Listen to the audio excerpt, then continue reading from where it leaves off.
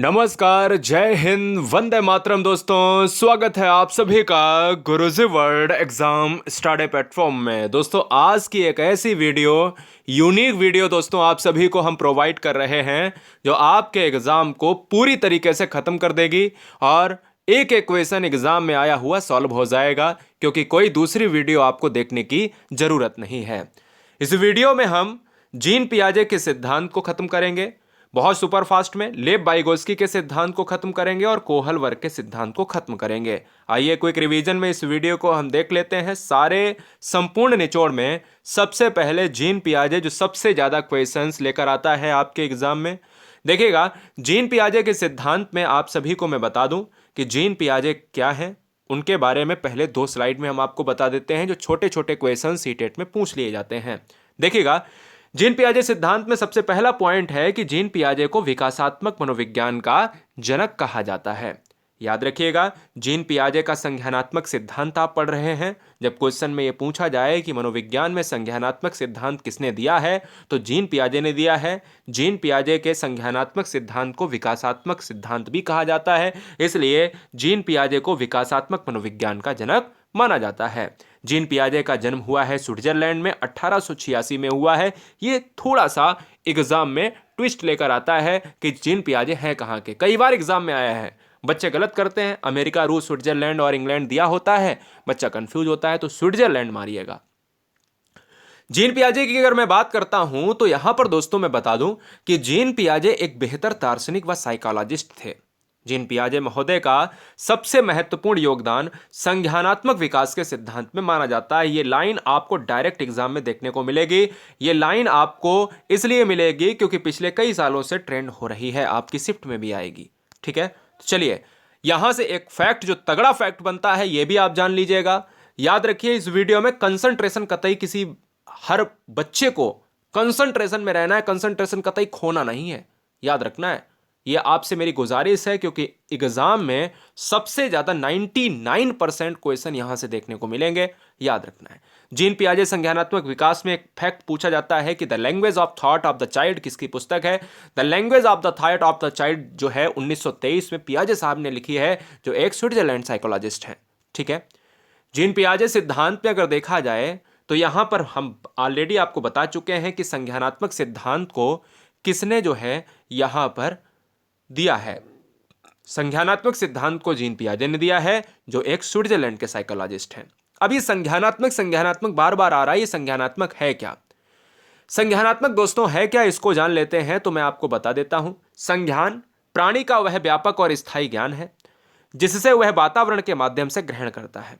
संज्ञान प्राणी का वह व्यापक और स्थायी ज्ञान है जिससे वह वातावरण के माध्यम से ग्रहण करता है। तो यह बात दिमाग में बैठा लेना है। संज्ञान विकास क्या है फिर?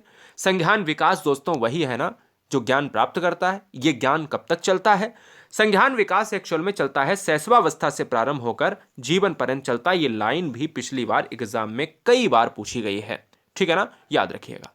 चलिए आइए जानते हैं दोस्तों जीन पियाजे के सिद्धांत को एक बड़े रूप में, कि इन्होंने कौन से सिद्धांत को किस तरीके से दिया है, कितने स्तर बताए हैं, और उन स्तर से जो क्वेश्चन आते हैं छोटे छोटे, वो एग्जाम में कैसे आप सॉल्व करेंगे या करेंगी। यदि आप पहली बार हैं तो चैनल को ईमानदारी से सिलेक्शन के लिए ईमानदारी से सब्सक्राइब कर लें, क्योंकि हम केवल अध्यापक अध्यापिका बनाते हैं। जीन पियाजे के सिद्धांत में 4 स्तर हैं, तो 4 स्तरों को बांटा है। तो क्वेश्चन में कई बार पूछा गया है कितने स्तर हैं, 5 हैं, 4 हैं, 7 हैं या 1 हैं। तो आपको याद रखना है 4 स्तर हैं, और वो 4 स्तर ये रहे। पहला स्तर ये है, दूसरा स्तर ये है, तीसरा स्तर ये है और चौथा स्तर ये है। संज्ञानात्मक विकास की अवस्थाओं में पहला है संवेदीगामक अवस्था, दूसरा है पूर्व संक्रियात्मक अवस्था, तीसरा है मूर्त संक्रियात्मक अवस्था और चौथा है औपचारिक संक्रियात्मक अवस्था। इस औपचारिक संक्रियात्मक अवस्था को ही अमूर्त अवस्था भी कहा जाता है। क्या कहा जाता है बेटा? अमूर्त संक्रियात्मक अवस्था कहा जाता है। इन 4 अवस्थाओं में मैं आपको बता देता हूं, पूरे डिटेल में अगर देखा जाए तो इन 4 अवस्थाओं को इस तरीके से हमने लिख दिया है, यानी इनकी अवस्थाओं के साथ हमने एज के साथ हमने रिलेट कर दिया है। यानी जो आप ये यहां पर देख रहे हो संवेदीगामक, उसको मैंने संवेदीगामक अवस्था में ऐसे लिख दिया है। तो संवेदीगामक अवस्था क्वेश्चन में एग्जाम में जब पूछा जाए कि संवेदीगामक अवस्था को कितने वर्ष के लिए माना जाता है, तो संवेदीगामक अवस्था जन्म से 2 वर्ष तक चलती है। दूसरी अवस्था है पूर्व संक्रियात्मक अवस्था जो 2 से 7 वर्ष चलती है। तीसरी है मूर्त संक्रियात्मक अवस्था जो 7 से 11 वर्ष चलती है। चौथी है अमूर्त या औपचारिक संक्रियात्मक अवस्था जो 11 से 18 साल चलती है। इन्हीं 4 अवस्थाओं से एग्जाम में पियाजे के क्वेश्चंस बनते हैं। जीन पियाजे इससे बाहर नहीं जाएगा दोस्तों, मैं बार बार कहूंगा आपसे। जीन पियाजे की 4 अवस्थाओं को आपने जान लिया। इनकी एज कतई नहीं भूलना है क्योंकि एज से एक क्वेश्चन देखने को मिलेगा, ठीक है ना, कि कितनी कौन सी जो है अवस्था है और उसकी क्या एज है। आइए जानते हैं संवेदी गामक अवस्था को बड़े अच्छे रूप में, या आप एक स्क्रीनशॉट भी ले सकते हो। इस तरीके का एक स्क्रीनशॉट ले लीजिएगा जिससे आपको कोई भी दिक्कत ना हो इन एज को जानने में, ठीक है। इनको हमने इंग्लिश में भी लिख दिया है जिससे कोई बच्चा दिक्कत ना पैदा करे, ठीक है। अच्छा, यहां मूर्त कर लेना है, यहां अमूर्त हो जाएगा, उल्टा हो गया है, कोई दिक्कत नहीं। चलो, संवेदी गामक अवस्था की बात कर लें तो जन्म से 2 साल होता है। संवेदी गामक अवस्था यानी पहली अवस्था है। संवेदी गामक अवस्था एक पहली अवस्था है, इसको हम अच्छे से पढ़ लेते हैं, कोई 2 ही पॉइंट जानेंगे। संवेदी गामक अवस्था में जन्म से 2 साल की अगर बात करी जाती है, संवेदी गामक अवस्था जन्म से 2 साल की होती है।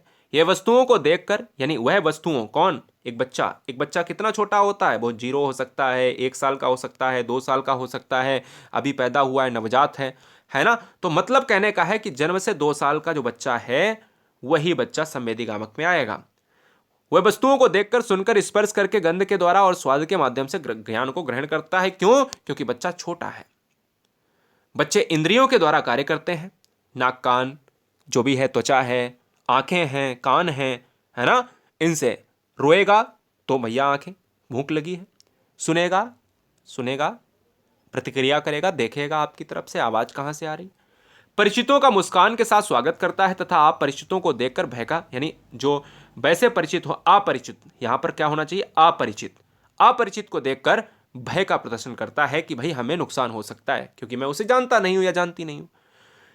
अब देखिए, बच्चे इंद्रियों के द्वारा जो है क्या करते हैं, अपना कार्य करते हैं। जैसे नाक, आंख, कान, त्वचा या नाक क्रियाएं पकड़, यानी ध्यान दीजिएगा गामक क्रियाएं, यहां गामक कर लेना, ये गामक क्रियाएं होती हैं। अब जैसे गामक क्रियाओं की अगर मैं बात करूं तो ये पकड़ना, खेलना, लिखना, ये क्या है, गामक क्रियाएं हैं।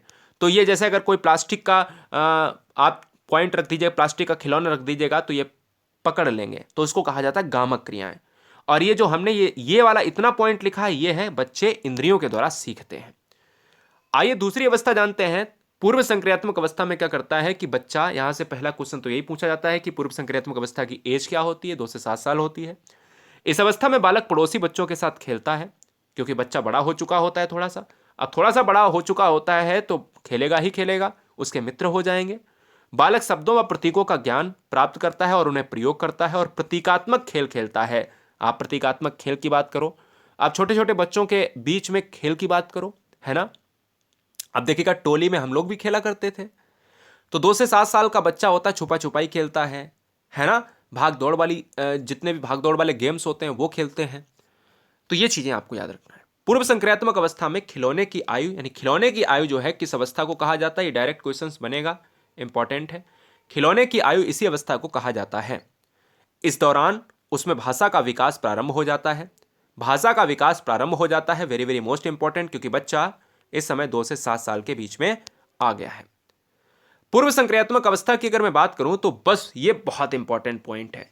क्वेश्चन में आता है कि बच्चा वस्तु स्थायित्व को कब जागृत करता है, कौन सी अवस्था में जागृत होता है। तो वस्तु स्थायित्व का भाव जो है जागृत कौन सी अवस्था में होता है, इसी 2 से 7 साल पूर्व संक्रियात्मक अवस्था के अंतर्गत। निर्जीव वस्तुओं में सजीव चिंतन करने लगता है, इसे जीववाद कहा जाता है, ठीक है, याद रखना है। प्रतीकात्मक सोच पाई जाती है किसमें, पूर्व संक्रियात्मक अवस्था 2 से 7 वर्ष के अंदर। पूर्व संक्रियात्मक अवस्था में अगर देखा जाए, अनुकरणशीलता पाई जाती है, बच्चा दूसरों को देखकर सीखता है। अनुकरण का मतलब होता है नकल करके सीखना, दूसरे जैसा करेंगे, जैसा माता करेगी वैसा करेंगे, जैसा पिता करेगा, पिता गाली देगा तो गाली सीखेगा, अच्छा काम करेगा तो अच्छा काम करेगा। शिशु अहमवादी होता है तथा दूसरों को कम महत्व देता है, यानी अहमवादी, मैं ही सर्वोपरि हूं, मैं ही सबसे बढ़िया हूं, मेरे अलावा कोई नहीं। 2 से 7 साल का बच्चा एक ऐसा बच्चा होता है, उसके अंदर अहम आ जाता है और वो दूसरों को कम महत्व देता है, दूसरे कुछ नहीं है, मैं ही सर्वे सर्वा हूं, मैं ही भगवान हूं, मैं ही ईश्वर हूं, मुझसे बड़ा कोई नहीं, मैं सबसे बलवान हूं या बलवती हूं, याद रखिएगा, है ना, बहुत बढ़िया। आइए तीसरी अवस्था जान लेते हैं, मूर्त संक्रियात्मक अवस्था। सुपर फास्ट क्विक रिवीजन में वीडियो अच्छी लग रही हो तो लाइक ज़रूर कर लेना, क्योंकि हम चाहते हैं कि बिल्कुल नो बकवास, ओनली टॉपिक की बात करी जाए। मूर्त संक्रियात्मक अवस्था 7 से 11 साल की होती है बेटा, और यह अवस्था 7 से 11 साल की अवस्था जो होती है, इस अवस्था में बालक का चिंतन और तर्क करना शुरू हो जाता है। यानी इस अवस्था में बालक चिंतन करता है, तर्क करता है। ये सब अवस्थाओं के अंतर्गत, मूर्त संक्रियात्मक अवस्थाओं के अंतर्गत आता है। बच्चा हर चीज को जानने लगता है। बच्चा अगर आप कोई चीज बता रहे हो तो उसके बारे में और डीप में जाएगा, कहेगा अरे ये पापा कैसे हुआ, ये मम्मी कैसे हुआ, अच्छा ऐसे हुआ, तो ये कैसे, ये क्यों हुआ, अच्छा इस तरीके से हुआ, तो ये तर्क करता है। तर्क करने का मतलब होता है कि हर चीज के पहलू को जानना, है ना, जिससे क्या होती है, जिज्ञासा बढ़ती है, सक्रियता बढ़ती है, रचनात्मक चीजें उसके अंतर्गत आती हैं। मूर्त संक्रियात्मक अवस्था 7 से 11 साल की जो तीसरी अवस्था है, इसमें अगला पॉइंट है कि इस अवस्था में बालक दिन, तारीख, समय, महीना आदि बताने के योग्य हो जाता है। क्वेश्चन में अगर आ जाए कि कौन सी अवस्था में पियाजे की कौन सी अवस्था में पियाजे की कौन सी अवस्था में बच्चा तारीख, महीना और समय यानी एक घड़ी देखने लगता है, या ऐसे आ जाए कि पियाजे की कौन सी अवस्था में बच्चा क्लॉक को देखने लगता है, घड़ी में समय को बताने लगता है, तो वो है मूर्त संक्रियात्मक अवस्था 7 से 11 साल। इस अवस्था में बालक सही अनुपात, अंतर, आकार, भार, क्रम आदि को समझने लगता है। बच्चा, अगर आप सही तरीके से किसी चीज को बाजार से मंगाते हो, बच्चा जानता है कि 1 किलो अगर सब्जी मंगाई है तो वो जानता है कि हाँ ये 1 किलो का बांट है, 1 किलो का है। 2 किलो मंगाई, उसको पता होता है कि हाँ ये, उसको ये पता होता है कि वो 11 और 12 में कौन सी बड़ी संख्या है। उसको ये पता होता है कि वो अंतर कर पाता है, वजन में अंतर कर पाता है, चीज़ों में अंतर कर पाता है, क्रम में अंतर कर पाता है, क्रम के बारे में जानता है कि भाई 12 बड़ा छोटा है और 15 बड़ा है ना। तो इस तरीके से वो गिनती, यानी कुल मिलाकर अगर कहा जाए गणितीय संक्रिया को बच्चा गणित के बारे में अच्छी समझ रखने लगता है, मूर्त चिंतन प्रारंभ कर देता है। ये क्वेश्चन इतना एग्जाम में पूछा गया है। क्वेश्चन में कहता है पियाजे की कौन सी अवस्था के अनुसार बच्चा मूर्त चिंतन करता है, तुरंत मूर्त देखो, मूर्त लगा दो। ठीक है, आइए हम अंतिम अवस्था, चौथी अवस्था पर आते हैं। औपचारिक संक्रियात्मक अवस्था को बच्चा अमूर्त संक्रियात्मक अवस्था भी कहता है। अब ध्यान दीजिएगा, औपचारिक संक्रियात्मक अवस्था 11 से 18 वर्ष चलती है। यह 11 से 14 वर्ष या 11 से 18 वर्ष, देखिए 11 से 14 वर्ष भी लिखा है मैंने, 11 से 18 वर्ष भी लिखा है, तो आपको घबराने की आवश्यकता नहीं है। 11 से 14 वर्ष या 11 से ऊपर आप कह सकते हो, इतनी ही आपको समझ रखनी है, ज्यादा परेशानी आपको नहीं रखनी है, आपको टेंशन नहीं लेना है। 11 से ऊपर रखनी है, 11 से 14 मिल जाए 11 से 14 ठोक दो, 11 से 18 मिल जाए 11 से 18 ठोक दो। वैसे आपको 11 से ऊपर याद रखना है, दोनों ऑप्शन नहीं मिलेंगे। इस अवस्था में किशोर मूर्त के साथ, मूर्ति नहीं, मूर्त के साथ अमूर्त चिंतन। अब यहां औपचारिक को अमूर्त कहा जाता है, मैं आपको ऑलरेडी बता चुका हूं। औपचारिक को अमूर्त कहा जाता है तो क्योंकि बच्चा पहले मूर्त चिंतन करता था मूर्त संक्रियात्मक में, अब बच्चा क्या करता है, अब बच्चा मूर्त के अलावा अमूर्त चिंतन भी करेगा, क्योंकि बच्चा बड़ा हो चुका है, 11 के ऊपर पहुंच चुका है। यानी स्मरण मनन आदि करता है। अमूर्त का मतलब होता है जो चीजें दिखाई ना दें। अब मनन कर रहे हो, चिंतन कर रहे हो, सोच रहे हो, तो दिखाई थोड़ी ना दे रही चीज, तो जो चीज दिखाई ना दे दोस्तों, वही क्या है, स्मरण कर रहे हो, मनन कर रहे हो, चिंतन कर रहे हो, सोच रहे हो, कुछ क्रिएटिव कर रहे हो, तो ये क्या है, ये अमूर्त संक्रियात्मक के अंतर्गत आता है। अमूर्त संक्रियात्मक अवस्था जो 11 से 18 साल की है, कार्य को कारण, यानी कार्य को कारण समझता है, यानी कार्य में अंतर करना जानता है। अरे ये ऐसा है, समाज के नियमों को जानता है, इसलिए इसे तार्किक चिंतन की अवस्था कहा जाता है। तो क्वेश्चन में आ जाए कि तर्क करने वाली अवस्था कौन सी है, तो आपको औपचारिक संक्रियात्मक, यानी, और क्वेश्चन में आ जाए कि बच्चा तर्क कब शुरू करता है, तब आप मूर्त मारेंगे। तब आप क्या मारेंगे, मूर्त मारेंगे। शुरू करता है मूर्त मारेंगे, और जब करने लगता है तार्किक चिंतन, तो अमूर्त मारेंगे। औपचारिक संक्रियात्मक अवस्था में, इस अवस्था में मानसिक योग्यताओं का पूर्ण विकास हो जाता है, 100% विकास हो जाता है, 100% विकास हो जाता है। और इस अवस्था में परिकल्पनात्मक चिंतन पाया जाता है, यानी बच्चा नदी के किनारे बैठकर अपनी कविताओं को लिख सकता है, बच्चा एक एकांत में अपनी चीज़ों को रचनात्मक तरीके से लिख सकता है, सोच सकता है। कवि क्या करता है, कविता लिखता है ना, कहानीकार कहानीकार लिखता है, तो उसमें क्या है, कल्पनात्मक चीज़ें हैं, रचनात्मक चीज़ें हैं। और ये काम कौन कर पाएगा, एक बड़ा व्यक्ति ही कर पाएगा, जिसका पूर्ण विकास हो चुका होगा मानसिक योग्यताओं का। आइए जानते हैं दोस्तों, इसमें कुछ वर्ड आते हैं पियाजे के सिद्धांत पे और हम दूसरे सिद्धांत पर चलेंगे तुरंत, वाइगोत्स्की के सिद्धांत पर। स्कीमा बहुत पूछा जाता है, तो स्कीमा क्या है? वातावरण द्वारा अर्जित संपूर्ण ज्ञान का संगठन ही स्कीमा है। क्या है? स्कीमा है। जीन पियाजे का शिक्षा में योगदान क्या है? जीन पियाजे का संज्ञानात्मक विकास सिद्धांत का प्रतिपादन, बाल केंद्रित शिक्षा पर बल देना। ठीक है ना? ये दोस्तों आपके क्या है? जीन पियाजे के अंतर्गत आते हैं। तो हमने इस वीडियो में जीन पियाजे का सिद्धांत पढ़ लिया है। ठीक है ना? ये आपको याद रखना है। चलो आते हैं लेव वाइगोत्स्की के सिद्धांत पर सुपरफास्ट क्विक रिवीजन, क्योंकि एग्जाम है सर पर।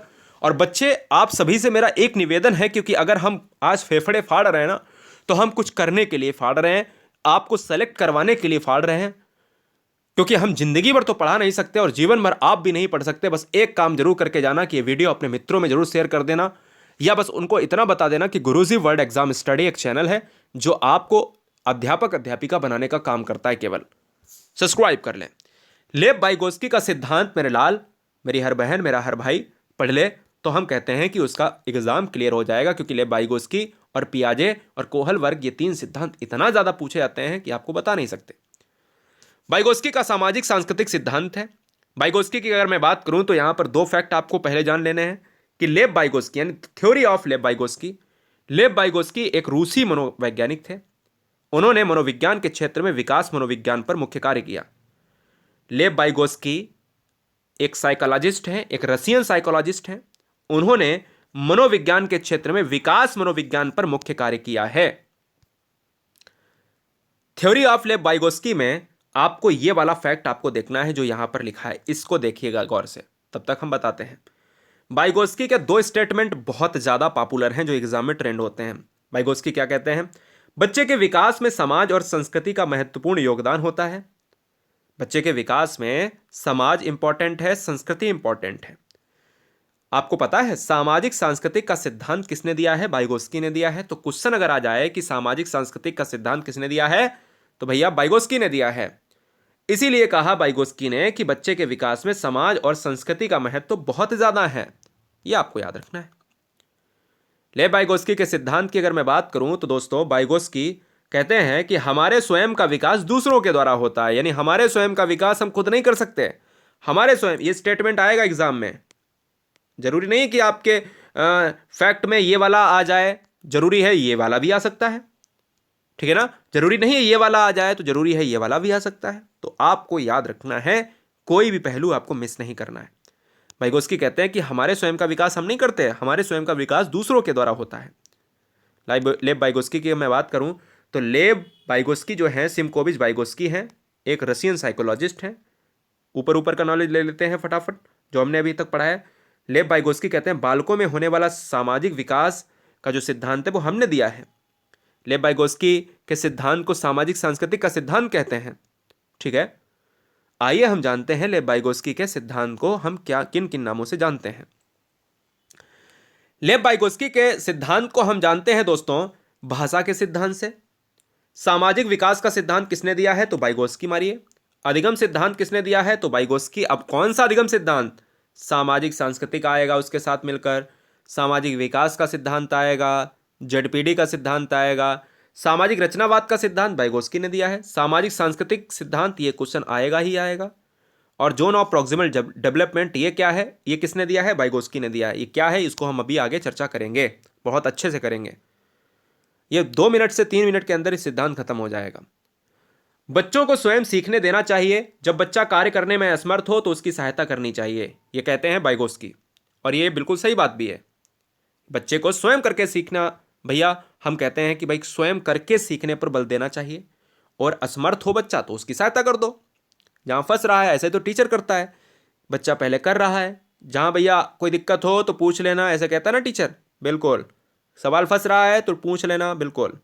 बच्चों की भाषा और विचार 2 वर्ष तक अलग अलग होती है। 2 वर्ष के बाद बच्चे की भाषा और विचार एक होने लगते हैं।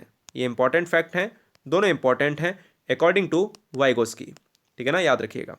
ये थ्योरी वाइगोत्स्की की पढ़ रहे हैं अपन। वाइगोत्स्की के बारे में अभी हमने स्टेटमेंट बताया था आपको कि वाइगोत्स्की कहते हैं हमारे स्वयं का विकास हमारे द्वारा नहीं होता है, दूसरों के द्वारा होता है। मैं फिर से कहता हूँ, वाइगोत्स्की ये क्वेश्चन बहुत बार लेकर आते हैं, यानी एग्जाम में बहुत बार वाइगोत्स्की आते हैं। हमारे स्वयं का विकास दूसरों के द्वारा होता है, दूसरे का मतलब है कि परिवार, समाज, विद्यालय, मित्र, मंडली, परिवेश, सामाजिक कारक, यही दूसरे हैं। तो समाज के द्वारा होता है, परिवार के द्वारा होता है, मित्र मंडली है उसके द्वारा होता है। तो ये क्या है? ये दोस्तों हमारे विकास का कारण है, अकॉर्डिंग टू मिस्टर लेव वाइगोस्की। अब पियाजे क्या कहते हैं भैया? पियाजे और लेव वाइगोस्की में थोड़ा फर्क भी जान लीजिएगा। पियाजे कहते हैं कि बच्चे का विकास उसकी उम्र के अनुसार होता है। वाइगोस्की कहते हैं बच्चे का विकास समाज के द्वारा होता है। दोनों में फर्क मैंने आपको बता दिया यहां पर। अब कोई भी बच्चा ये नहीं कह सकता कि पियाजे कौन अलग, कैसे अलग हैं और वाइगोस्की पियाजे से कैसे अलग हैं। पियाजे कहते हैं कि बच्चे का विकास उसकी उम्र के अनुसार होता है और वाइगोस्की कहते हैं कि बच्चे का विकास समाज के द्वारा होता है। ये बात दिमाग में आपको बैठा लेनी है। क्लियर है? चलिए, सामाजिक सांस्कृतिक का सिद्धांत जो है, सोशल कल्चरल डेवलपमेंट का जो सिद्धांत है, उसके अंतर्गत क्या क्या आता है? एक आता है दोस्तों आत्मसात करना। बच्चे के द्वारा सब स्वयं अपने प्रयास से सीखा गया ज्ञान आत्मसातकरण कहलाता है। तो ये क्वेश्चन आ सकता है कि वाइगोस्की के सिद्धांत में आत्मसात करने का अर्थ क्या है या आत्मसातकरण क्या कहलाता है? तो बच्चों के द्वारा स्वयं अपने प्रयास से सीखा गया ज्ञान आत्मसातकरण कहलाता है। ये पॉइंट एग्जाम में इतना ज्यादा आता है। स्कैफोल्डिंग को पाड़ भी कहा जाता है और स्कैफोल्डिंग को ढांचा भी कहा जाता है। बच्चा कंफ्यूज हो जाता है। इसको अगर नहीं समझा तो एग्जाम आपका बहुत दिक्कत हो जाएगी। 2 क्वेश्चन आपके मिस हो जाएंगे दोस्त। सहारा को कहा जाता है स्कैफोल्डिंग या पाड़ या ढांचा। ये क्या है? बच्चों के विकास में बड़ों के द्वारा दिया गया स्थायी या अस्थायी। तो याद रखना है, बच्चों के विकास में बड़ों के द्वारा दिया गया सहयोग अस्थायी सुधार कहलाता है। तो अस्थायी सहयोग जो दिया जाता है कि बच्चा जब फंस रहा है तो उसको सहयोग दे दो, बड़ों के द्वारा जो दिया गया सहयोग है वही सहारा, स्कैफोल्डिंग, पाड़, ढांचा कहलाता है दोस्तों, याद रखिएगा। अब ये समीपस्थ विकास का क्षेत्र क्या है? जेडपीडी। जो जेडपीडी ये नंबर है, कोई ये नहीं है कि तीसरा पॉइंट ही इन्होंने दिया, नंबर है। समीपस्थ विकास का क्षेत्र जो है ये किसने दिया है? तो क्वेश्चन अगर आ जाए ये जेडपीडी का सिद्धांत, या ऐसे ये लिखकर आएगा या ऐसे लिखकर आएगा, इंग्लिश में जेडपीडी भी लिखकर आ सकता है। जेडपीडी सिद्धांत किसने दिया है? तो ये दिया है वाइगोस्की ने दिया है, मार देना। बड़ों के सहयोग से विकसित होने वाला जेडपीडी यानी जो है, जो सिद्धांत है, जो सहयोग है, वो क्या है? विकसित होने वाला जेडपीडी कहलाता है, जोन ऑफ प्रॉक्सिमल डेवलपमेंट कहलाता है। जेडपीडी का फुल फॉर्म है जोन ऑफ प्रॉक्सिमल डेवलपमेंट। समीपस्थ विकास का क्षेत्र किसने दिया है? वाइगोस्की ने दिया है। समीपस्थ विकास का क्षेत्र क्या है? जब बच्चा किसी समस्या के समाधान के लिए किसी व्यस्त व्यक्ति या साथी के मार्गदर्शन की उपस्थिति में कार्य करता है। यानी जब कोई बच्चा फंस रहा है, कोई समस्या से ग्रसित है, तो वो क्या समाधान के लिए अपने साथी के पास जाएगा, किसी व्यक्ति के पास जाएगा, अपनी माता के पास जाएगा, अपने पिता के पास जाएगा, अपने भाई या बहन के पास जाएगा कि भैया ये समस्या है, इसका समाधान करिए। और उसकी उपस्थिति में जो कार्य करता है वही जेडपीडी है। तो वह प्रक्रिया सहारा देना या स्कैफोल्डिंग कहलाती है। यही सहारा देना स्कैफोल्डिंग या पाड़ या ढांचा कहलाती है और इस प्रक्रिया को समीपस्थ विकास का क्षेत्र कहा जाता है। ध्यान दें, जीन पियाजे का सिद्धांत निर्मितवाद है, जबकि वाइगोस्की का सिद्धांत सामाजिक निर्मितवाद है। जीन पियाजे कहते हैं क्या? कि बच्चे का विकास उम्र के अनुसार होगा, और वाइगोस्की कहते हैं नहीं नहीं, बच्चे का विकास समाज के द्वारा होगा, परिवार के द्वारा होगा, बड़ों के द्वारा होगा, मित्र मंडली में होगा, यानी समाज के द्वारा। इसीलिए इनके सिद्धांत का नाम सामाजिक सिद्धांत है। सामाजिक विकास सिद्धांत की विशेषताएं क्या है? वाइगोस्की के अनुसार सीखने में शिक्षक के अलावा सामाजिक व सांस्कृतिक वातावरण का महत्वपूर्ण साधन है। बिल्कुल सही बात है, क्योंकि बच्चा सीखेगा समाज में, बच्चा सीखेगा एक परिवेश में, और उस परिवेश में होने वाली चीजें कहीं ना कहीं इसके अंतर्गत आती हैं। सांस्कृतिक संज्ञानात्मक सिद्धांत यानी सांस्कृतिक संज्ञानात्मक विकास को दिशा देती है। यानी संस्कृति जो होती है, जो इसमें है ना कि सामाजिक संस्कृति, जो संस्कृति होती है हमारी, वो संज्ञानात्मक विकास को दिशा देती है। ज्ञान भी सामाजिक संदर्भ में होता है, विकास को सामाजिक संदर्भ से अलग नहीं किया जा सकता है, याद रखिएगा। आते हैं दोस्तों अंतिम इस वीडियो का, कोहल वर्ग का सिद्धांत। अब इस कोहल वर्ग के सिद्धांत को बहुत अच्छे से हम जान लेते हैं। चलिए, बहुत बढ़िया। कोहल वर्ग के सिद्धांत को हम 10 मिनट में खत्म करेंगे, और इस वीडियो में हमने देखिएगा 24 मिनट में 2 सिद्धांत पढ़ लिए हैं, और आने वाले 10 मिनट यानी हम पूरे 30 से 32 मिनट के अंदर हम इस वीडियो को खत्म कर लेंगे। कोहल वर्ग के सिद्धांत में 3 फैक्ट्स जो सबसे ज्यादा पूछे जाते हैं। आइए जानते हैं पूरी तरीके से कोहल वर्ग सिद्धांत क्या कह रहा है। तो कोहल वर्ग का नैतिक विकास का सिद्धांत क्या कहता है? तो सबसे पहले कोहल वर्ग के 3 फैक्ट। ये कौन है? अमेरिकी मनोवैज्ञानिक हैं, नैतिक विकास का सिद्धांत दिया है, नैतिक अवस्था का सिद्धांत भी कहा जाता है। तो नैतिक विकास के सिद्धांत के अंतर्गत नैतिक अवस्था का सिद्धांत दिया गया है। कोहल वर्ग का सिद्धांत हम पढ़ रहे हैं, तो कोहल वर्ग के सिद्धांत में सबसे पहले एक फैक्ट आपसे पूछूंगा नहीं मतलब जवाब नहीं देना है। क्या आप जानते हैं लॉरेंस कोहल वर्ग ने सर्वप्रथम नैतिक विकास का सिद्धांत 1969 में दिया था। इसके बाद 1981 व 1984 में संशोधन भी किया था। तो आपको लॉरेंस कोहल वर्ग का सिद्धांत मैं जितना पढ़ा देता हूं उतना ही आपके सिलेबस में है तो बहुत सारा, लेकिन सिलेबस में कितना है वो भी अभी आपको बहुत सारा देखने को मिलेगा जो मैं पढ़ाऊंगा।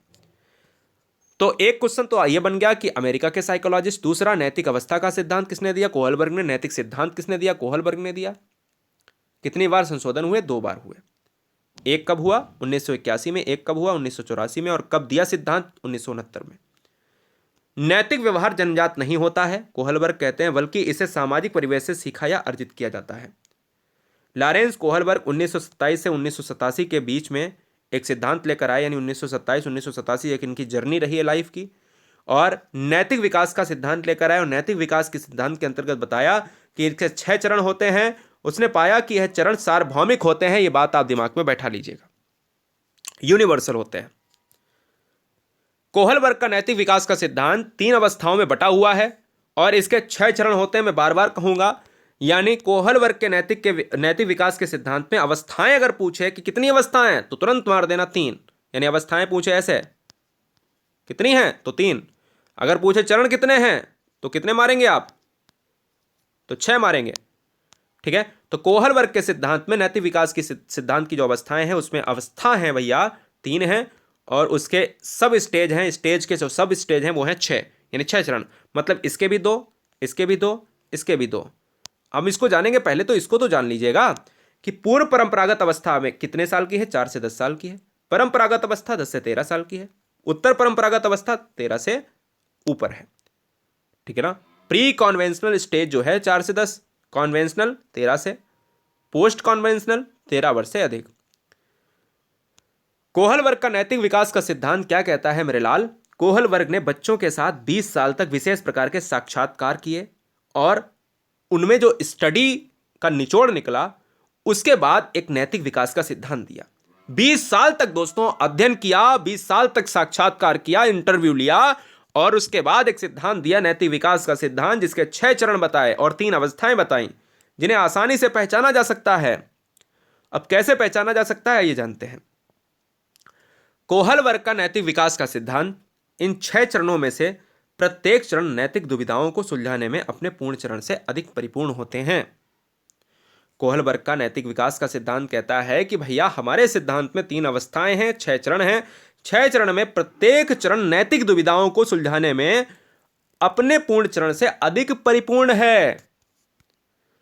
कोहल वर्ग का नैतिक विकास का सिद्धांत बालकों में चरित्र निर्माण या नैतिक विकास के संदर्भ में लॉरेंस कोहल वर्ग ने अपने अनुसंधान के आधार पर यह निष्कर्ष निकाला कि बालकों में नैतिक या चरित्र के विकास में कुछ निश्चित अवस्थाएं पाई जाती हैं। जो निश्चित अवस्थाएं कौन सी हैं? कुछ ऐसी अवस्थाएं हैं भैया, कहते हैं कि नैतिक अवस्थाओं के अंतर्गत एक ऐसा सिद्धांत कोहल वर्ग ने दिया जिसमें कुछ निश्चित अवस्थाएं हैं और उन अवस्थाओं के अंतर्गत बच्चा किस किस स्टेज से गुजरता है और क्या क्या करता है वही बताया है। तो आइए जानते हैं दोस्तों, इसमें सबसे पहले जो नैतिक अवस्था, नैतिक सिद्धांत, नैतिक विकास बार बार यूज हो रहा है, ये क्या है जो क्वेश्चन में एग्जाम में बनता है। नैतिक विकास का अर्थ क्या है? तो नैतिक व्यवहार जन्मजात नहीं होता, इसे सामाजिक परिवेश से सीखा या अर्जित किया जा सकता है। सबसे पहले बालक का अनौपचारिक रूप से अपने आस पास, पड़ोस तथा स्कूल में नैतिक विकास होता है। सही बात है। सबसे पहले परिवार में होगा, बाहर मैदान में होगा, स्कूल में होगा, मित्र मंडली में होगा, है ना। थोड़ा थोड़ा वाइगोस्की से रिलेट कर रहा। जब बालक का जन्म होता है तो वह ना तो नैतिक होता है ना तो अनैतिक होता है, ये अकॉर्डिंग टू कोहल वर्ग। आपको लॉक करना है अगर आ जाए। बल्कि वह अच्छा व बुरा का आचरण समाज से ही सीखता है। इसलिए कहा जाता है कि विकास की प्रक्रिया वातावरण की महत्वपूर्ण भूमिका लेकर आती है। ठीक है ना, याद रखिएगा। अब आइए थोड़ा सा एक्सपैंड रूप में जान लेते हैं थोड़ा सा अच्छे लेवल में जान लेते हैं कि ये अवस्थाओं में किस तरीके की अवस्था, ज़्यादा नहीं, 1 2 3 4 5 6 7 7 स्लाइड हैं आपको, 7 8 9 9 स्लाइड हैं। इसके बाद इस वीडियो को खत्म करेंगे, यानी इस वीडियो के सिद्धांत को खत्म करेंगे। अब देखिएगा पूर्व नैतिक अवस्था में क्या देखा जाता है। पूर्व नैतिक अवस्था में दोस्तों देखा जाता है, नैतिक स्तर में देखा जाता है कि यह अवस्था कितने साल की है, 4 से 10 साल की है। यह पहली अवस्था है, और ये पहली अवस्था है दोस्तों, तो इसकी 2 सब स्टेज है, यानी 2 चरण हैं, आज्ञा एवं दंड की अवस्था और अहंकार की अवस्था। पूर्व नैतिक स्तर में जो 4 से 10 साल की अवस्था होती है, इसे बाल्यावस्था के रूप में भी जाना जाता है। तो इसके 2 चरण हैं, आज्ञा एवं दंड की अवस्था और अहंकार की अवस्था। तो आइए आज्ञा, दंड और अहंकार को समझ लेते हैं कि यह कोहल वर्ग ने लेकर क्या आए हैं। आज्ञा एवं दंड की अवस्था जो कहती है, कहता है कम आयु व अपरिपक्व होने के कारण बच्चा डरता है कि काम किया जाए या ना किया जाए, दंड से बचने के लिए। यानी अगर वो करता है बुरा काम तो उसको पता है कि ये दंड मिलेगा, और अच्छा काम करेगा तो दंड नहीं मिलेगा। तो बच्चा अपरिपक्व होने के कारण बच्चा डरता है कि काम किया जाए या ना किया जाए, जिससे दंड ना मिले। परिवार के सदस्य बच्चे को कार्य करने का आदेश देते हैं, और उस कार्य को ना किया जाए बच्चे के द्वारा तो उसे दंडित भी किया जाता है। तो अगर क्वेश्चन में आ जाए कि भैया एक व्यक्ति एक बच्चे को कार्य देता है, ना करने पर बच्चा दंडित किया जाता है, तो बताइए वो कौन से कोहल वर्ग के सिद्धांत के अंतर्गत आएगा। तो वो आज्ञा एवं दंड की अवस्था के अंतर्गत आएगा, पूर्व नैतिक स्तर के पहले पॉइंट पे, पहले चरण में आएगा। दूसरे में है दोस्तों अहंकार की अवस्था, स्टेज ऑफ ईगो। जैसे जैसे बच्चे की आयु बढ़ती है वह परिपक्व होता है। यदि उसका उद्देश्य झूठ बोलने से पूरा होता है तो वह झूठ बोलेगा, भूख लगने पर चुरा कर खा लेगा और कहेगा कि मैंने नहीं खाया, मम्मी मैंने नहीं खाया, क्योंकि यह स्टेज ऑफ ईगो ये पहले अवस्था के दूसरे चरण में आती है। तो ये क्रियाएं अहंकार की अवस्था में आएंगी। तो अहंकार इस तरीके का है, भाई मैंने नहीं खाया, देखो जाके अपना। दूसरी अवस्था यह है, इसके भी 2 चरण हैं, इसके भी दोस्तों 2 चरण हैं। यह अवस्था 10 से 13 साल की है। इसे 2 उपस्तर में बांटा गया है। एक है प्रशंसा की अवस्था, स्टेज ऑफ एप्रिसिएशन। दूसरा है सामाजिक व्यवस्था के प्रति सम्मान की अवस्था, stage of respect for social system. प्रशंसा की अवस्था कब होगी और सामाजिक व्यवस्था के प्रति सम्मान की अवस्था कब होगी, आइए जानते हैं। प्रशंसा की अवस्था की बात करें तो इस अवस्था में बच्चा जो भी करता है वह दूसरे लोगों के द्वारा उसकी प्रशंसा करने के लिए करता है। बच्चा उस स्टेज में है कि बच्चा चाहता है कि हम कुछ ऐसा अच्छा करें जिससे हमारी प्रशंसा हो, हमारी बड़ाई हो। ठीक है, तो कुल मिलाकर अगर क्वेश्चन आ जाए कि अगर कोई बच्चा ऐसा कार्य करता है कि उसके द्वारा यानी लोगों के द्वारा उसकी प्रशंसा हो, तो वो कौन सी स्टेज के अंतर्गत आता है कोहल वर्ग की, तो प्रशंसा की अवस्था के अंतर्गत आता है, परंपरागत नैतिक स्तर की अवस्था के अंतर्गत आता है। दूसरी ओर समाज के सदस्य बच्चे से विशेष अपेक्षाएं करने लगते हैं, तो समाज उन्हें स्वीकृत देता है कि भाई तुम अच्छे बच्चे बनो, अच्छा काम करो, जिससे तुम्हारी प्रशंसा हो। ठीक है, याद रखिएगा। दूसरा है सामाजिक व्यवस्था के प्रति सम्मान की अवस्था। यह दूसरी स्टेज है और दूसरी स्टेज का दूसरा चरण है। नैतिक विकास की उप अवस्था अत्यंत महत्वपूर्ण मानी जाती है। कोहल वर्ग के अनुसार समाज के ज्यादातर सदस्य नैतिक विकास की इस अवस्था तक पहुंच जाते हैं। इस अवस्था में प्रवेश करने से पहले बालक समाज को केवल इसलिए महत्वपूर्ण मानता है कि उसकी प्रशंसा करता है। वह समाज को स्वयं एक लक्ष्य मानने लगता है। समझ में आया, याद रखिएगा। और तीसरी और अंतिम अवस्था है उत्तर परंपरागत अवस्था। कोहल वर्ग की तीसरी और अंतिम अवस्था है उत्तर परंपरागत अवस्था, जो मैं आपको दिखा रहा हूं यहां पर। उत्तर परंपरागत अवस्था 13 वर्ष से अधिक वाले बच्चों के लिए है। 13 वर्ष के ऊपर जो बच्चा होता है वो उत्तर परंपरागत अवस्था के अंतर्गत जाता है। इसमें पहली सब स्टेज आती है समाज के साथ संबंध।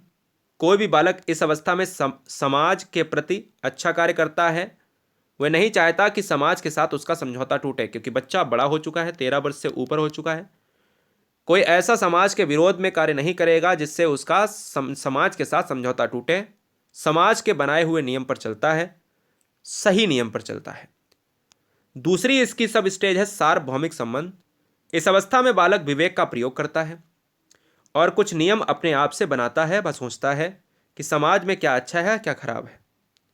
इस अवस्था में बालक अपने मन से कार्य करता है कि समाज में अगर कोई खराब नियम है तो उसको बदला भी जाएगा। खराब नियम पर हम नहीं चलेंगे, खराब नियम पर हम नहीं कतई कदम रखेंगे। ठीक है, तो ये वीडियो दोस्तों कैसी लगी आपको? मैंने आपसे वादे के मुताबिक कहा था कि मैं इस वीडियो को इतने इतने समय में ख़त्म कर दूंगा।